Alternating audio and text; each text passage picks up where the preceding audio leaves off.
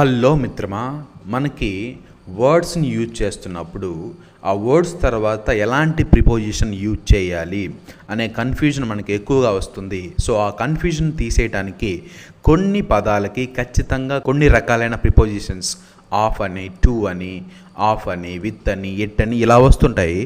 So A వర్డ్కి a preposition use చేయాలి అనే విషయం ఈ వీడియోలో క్లియర్గా తెలుసుకుందాం. So let's start today's video.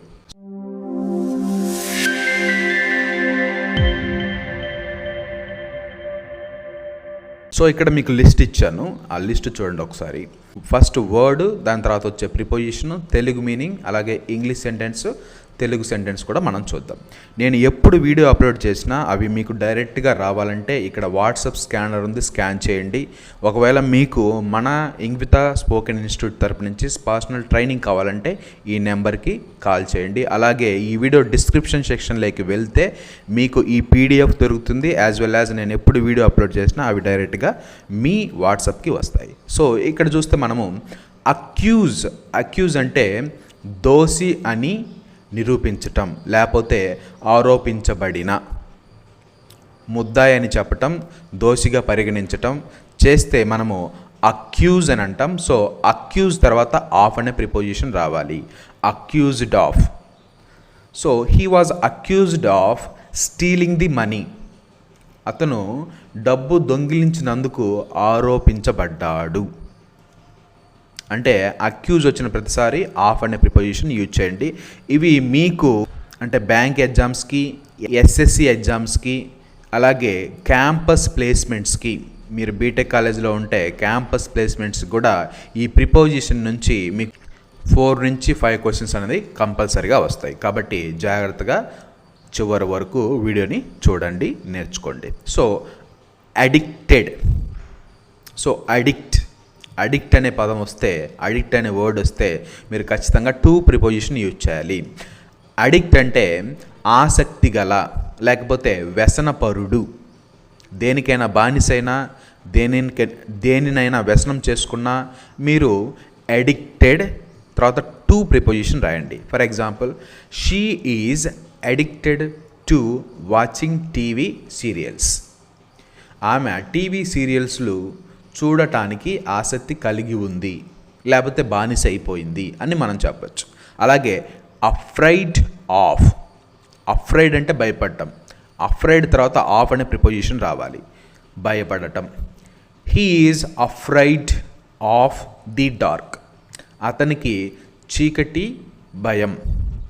అతనికి చీకటి అంటే భయం. అలాగే యాంగ్రీ ఎట్, యాంగ్రీ విత్.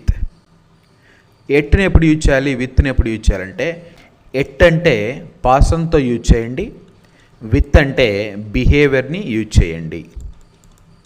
అంటే I angry at my brother, I angry at my father, I angry at my colleague, I angry at my friend. But I angry with their behaviour, I angry with his indiscipline, I angry with his performance, I angry with his discipline. అంటే behaviour వచ్చినప్పుడు with వస్తుంది, person వచ్చినప్పుడు at వస్తుంది. For example, she was angry at her brother. So person వచ్చాడు కాబట్టి at వచ్చింది. ఒకవేళ her indiscipline behaviour కాబట్టి with. She was angry with her indiscipline for breaking her phone. ఆమెకి తన ఫోన్ పగలగొట్టడం వల్ల కోపం వచ్చింది. అలాగే అపాలజైజ్ ఫర్. అపాలజైజ్ వచ్చినప్పుడు ఫర్ అని యూజ్ చేయండి, క్షమాపణ కోరటం. హీ అపాలజైజ్డ్ ఫర్ బీయింగ్ లేటుగా వచ్చినందుకు క్షమాపణ కోరాడు. అలాగే అవైర్ ఆఫ్. సో ఈ ఆఫ్ అనే ప్రిపోజిషన్ మనం ఎక్కువగా యూజ్ చేస్తుంటాం. సో అవైర్ ఆఫ్ తెలుసుకోవటం, అవగాహన కలిగించటం. So she is aware of consequences. ఆమె పరిణామాలను తెలుసుకొని ఉంది. కాన్సిక్వెన్సెస్ అంటారు పరిణామాలు అంటే. అలాగే క్యాపబుల్ ఆఫ్, సామర్థ్యం కలిగి ఉండటం. He is capable of solving difficult problems. So capable వస్తే ఆఫ్ అనే ప్రిపోజిషన్ వస్తుంది. సో అతను క్లిష్టమైన సమస్యలను పరిష్కరించే సామర్థ్యం కలిగి ఉన్నాడు. కంప్లైంట్ అనే వర్డ్ వస్తే అబౌట్ని యూజ్ చేయండి. ఫిర్యాదు చేయటం. She complained about the bad service at the restaurant. ఆమె రెస్టారెంట్లో చెడ్డ సేవ గురించి ఫిర్యాదు చేసింది. అలాగే కంగ్రాచులేట్ ఆన్. సో మీరు ఎవరికైనా కంగ్రాచులేషన్స్ చెప్తారు కదా, కంగ్రాచులేషన్స్ సార్ అంటారు అంతే. ఆన్ అని రాసి కంగ్రాచులేషన్స్ దేని మీద ఇస్తున్నారని మీరు చెప్పచ్చు, అభినందించటం. They congratulate him on his promotion. వారు అతని పదవోన్నతికి అభినందనలు తెలిపారు. అలాగే కన్సిస్ట్ ఆఫ్. కన్సిస్ట్ వస్తే ఆఫ్ అనే ప్రిపోజిషన్ వస్తుంది. కలిగి ఉండటం. The cake consists of flour, eggs, sugar. అలాగే డిపెండ్ ఆన్, ఆధారపడి ఉండటం. డిపెండ్ వస్తే ఆన్ అని యూజ్ చేయండి. Your success depends on your hard work. నీ విజయం నీ కష్టంపై ఆధారపడి ఉంటుంది. కష్టపడితే విజయం పొందుతావు.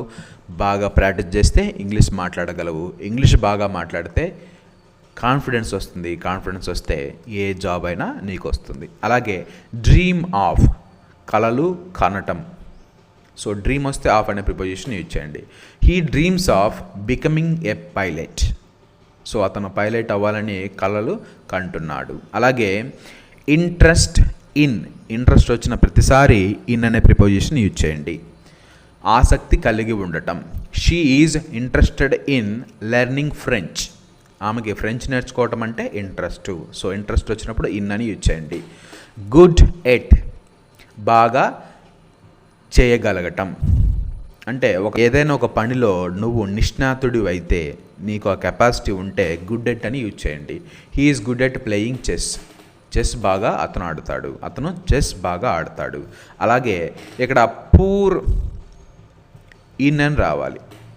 గుడ్ ఎట్, బ్యాడ్ ఎట్ అని యూజ్ చేయాలి. బట్ పూర్ వచ్చినప్పుడు మాత్రం poor in. He is poor in speaking English language. He is poor in doing mathematics. So అలాగనమాట. అలాగే ఇన్సిస్ట్ ఆన్, పట్టుబట్టడం. చెప్పిన పని చెప్తావు ఎందుకు నాన్న, అప్పుడప్పుడు నాన్నని విసుక్కుంటాం. సో నాన్నకి ఇచ్చే రెస్పెక్ట్ మనం ఇవ్వాలి. సో ఇన్సిస్ట్ చేస్తున్నారంటే అర్థం ఏంటి, మన పేరెంట్స్ బాధ్యతగా ఉండు అని అర్థం. అది మన కోసమే. కాబట్టి she insisted on paying the bill pay చేయమని పట్టుబట్టిందనమాట. సో మనము ఈ వర్డ్స్ పక్కన ఇలాంటి ప్రిపోజిషన్సే రావాలని నేర్చుకున్నాం. ఒకసారి అన్నీ రివిజన్ ఇస్తాను చూడండి. సో అక్యూజ్డ్ వచ్చినప్పుడు ఆఫ్ యూజ్ చేయండి. అడిక్టెడ్ వచ్చినప్పుడు టు యూజ్ చేయండి. At the same time afraid వచ్చినప్పుడు ఆఫ్ యూజ్ చేయండి. యాంగ్రీ వచ్చినప్పుడు పర్సన్ అయితే ఎట్ అని యూజ్ చేయండి. బిహేవియర్ అయితే విత్ అని యూజ్ చేయండి. అపాలజైజ్ వచ్చినప్పుడు ఫర్ యూజ్ చేయండి. అవేర్ వచ్చినప్పుడు ఆఫ్ యూజ్ చేయండి. అలాగే క్యాపబుల్ అని వచ్చినప్పుడు ఆఫ్ యూజ్ చేయండి. కంప్లైంట్ వచ్చినప్పుడు అబౌట్ యూజ్ చేయండి.